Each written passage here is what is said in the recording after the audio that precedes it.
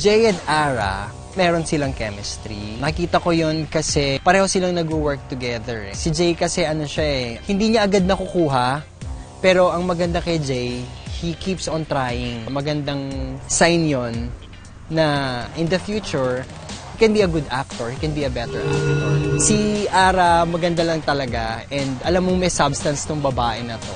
She understands what she's doing. She's giving life to the character. Si Jay, he reminds me of yung parang agamulak, ang charm niya.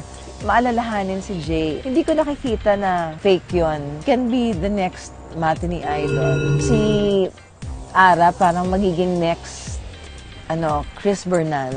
Yung mold niya, nandun sa mold ni Chris. Beauty nila, hindi nagkakalayo. Yung confidence nila, yung aura nila. Yung potential na magkaroon ng lalim sa pag-arte.